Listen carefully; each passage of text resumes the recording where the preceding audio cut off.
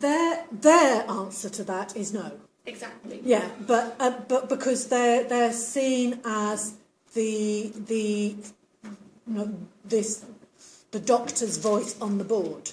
So the ones who are full-time say, yes, it's important that I've had that experience, but it's not important that I carry on doing it. Because there is that sense that as the medical director's role, they see is to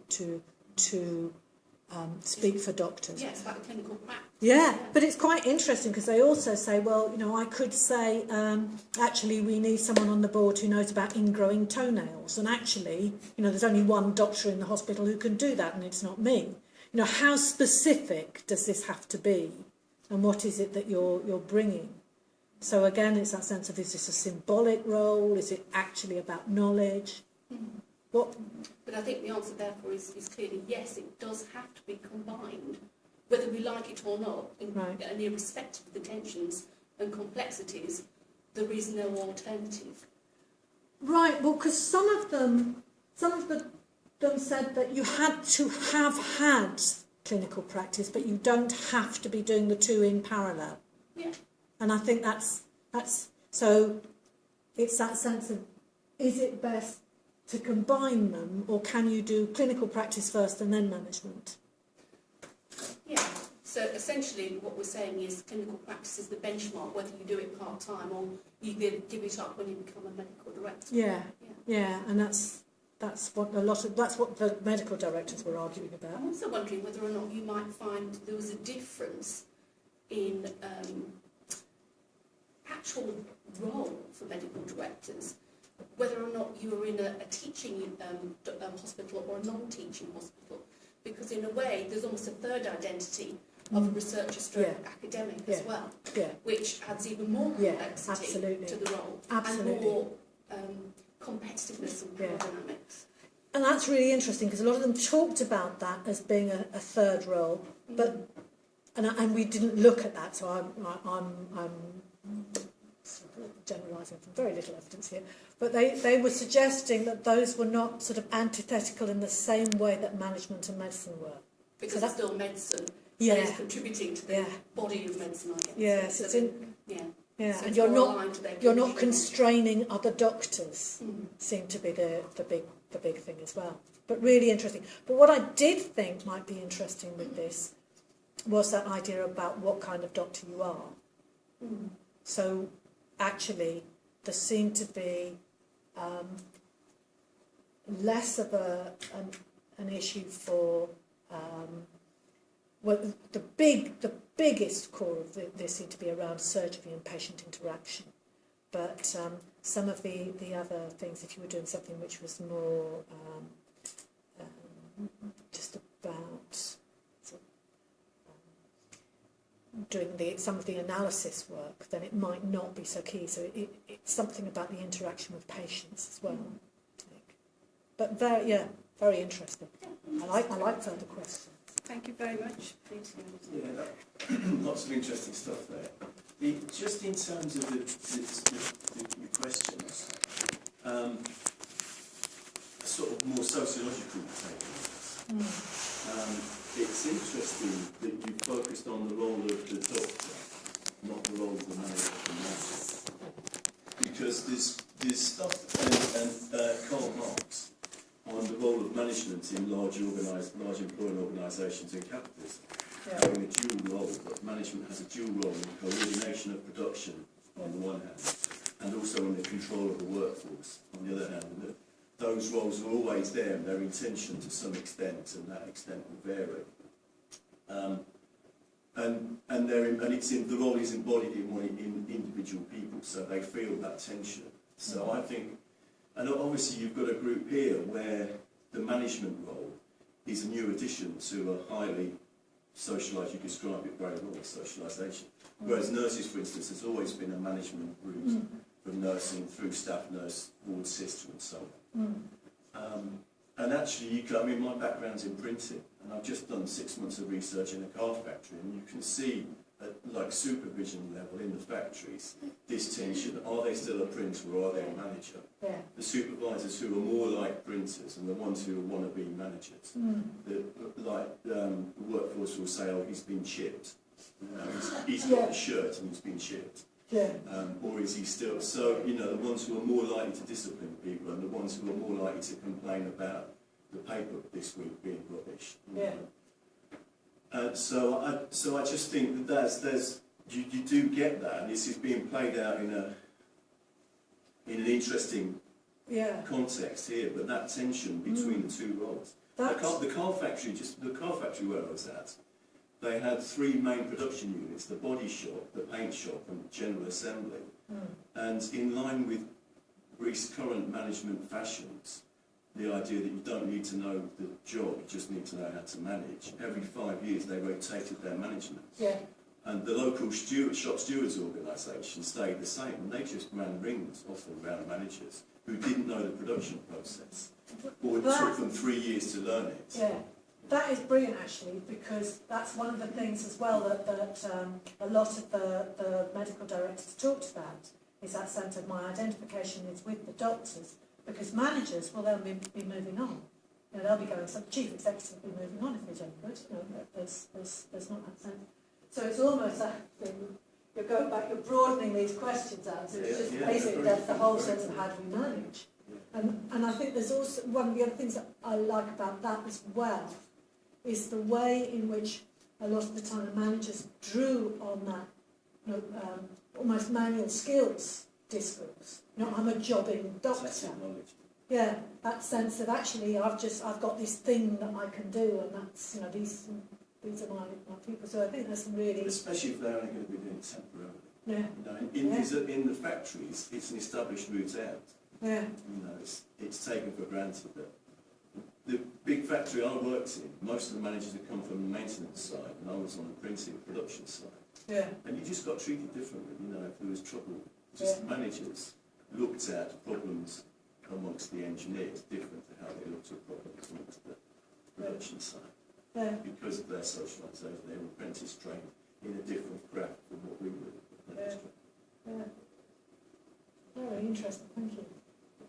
Yeah, I was going to say, it also seems to me it's very much a thing of the status of where these things lie. And in a factory, the status of management is normally sort of recognised as being higher than the status of the workforce. So the workforce get irritated when someone sort of moves up to management and they sort of talk behind their back a bit about it. But in a lot of these professional things, if you get stuck into management, you've sort of been pushed down into management. Because the professionals are the top dogs.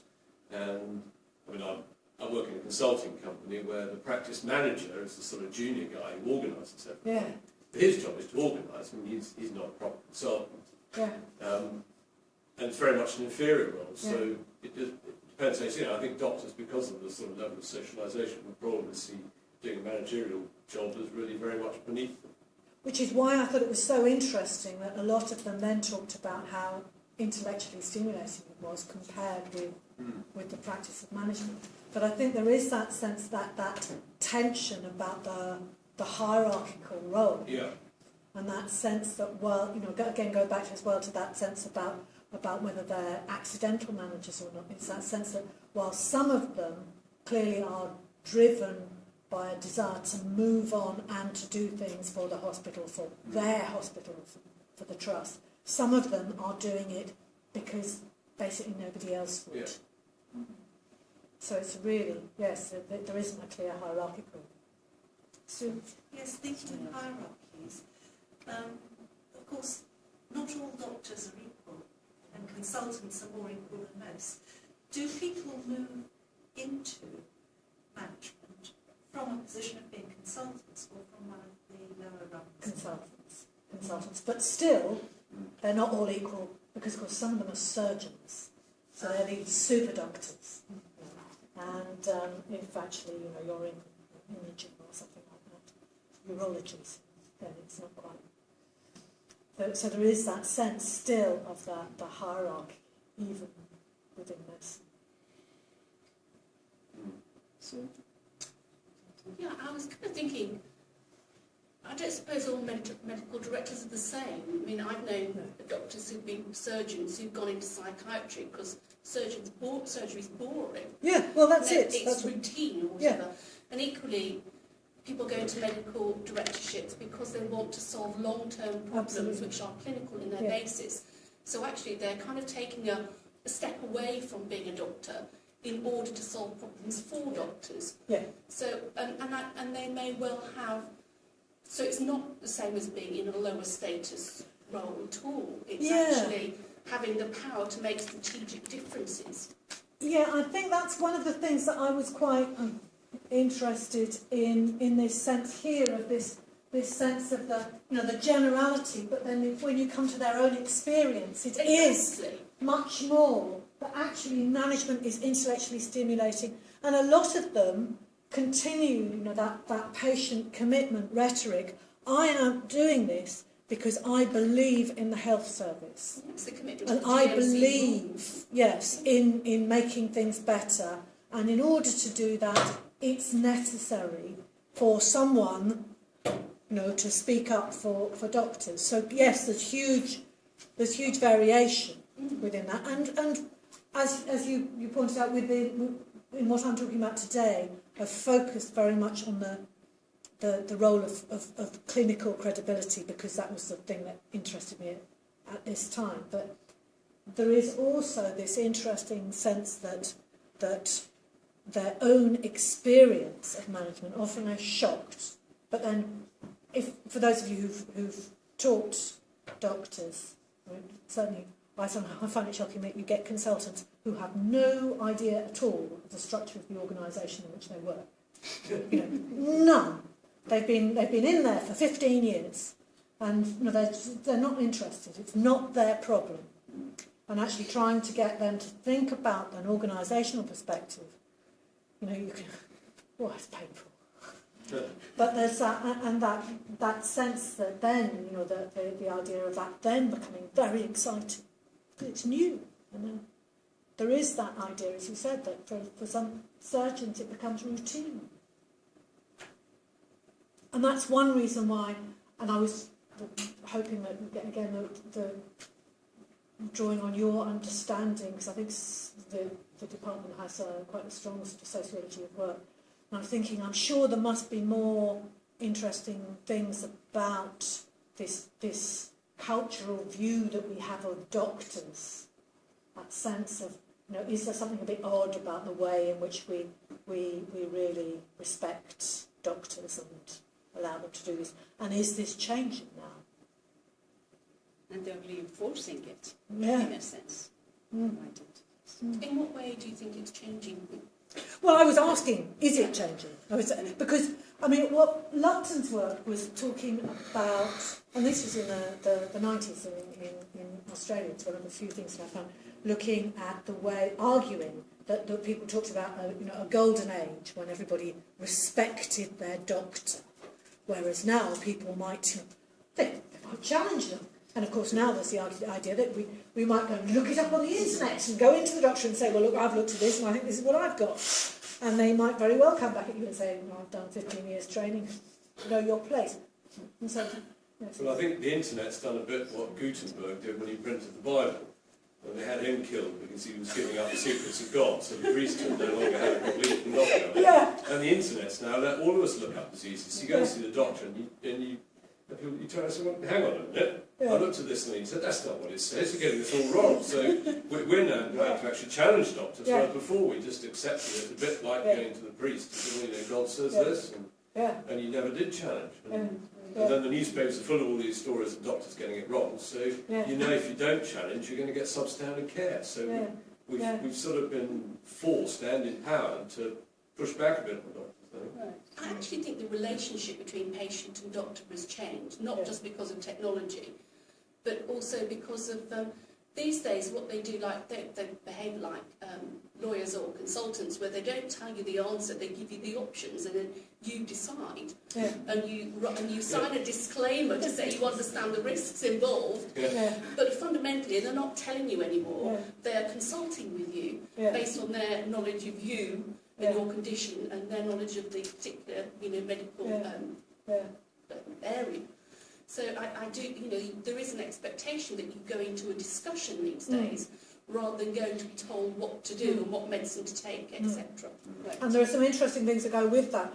And partly there's a sense of a difference in training and the idea of training doctors to speak to people, even to listen to them, shock horror. But that's Yes. But there's also a sense, and I think this is another move that's going on, and again the direction of causality is quite interesting. There's the argument about the feminisation of medicine. That sense that you've not just got the grand old men coming up again, that it's now turning into a woman-dominated organisation. And is that going to mean that you lose status? I mean, what is the impact within that?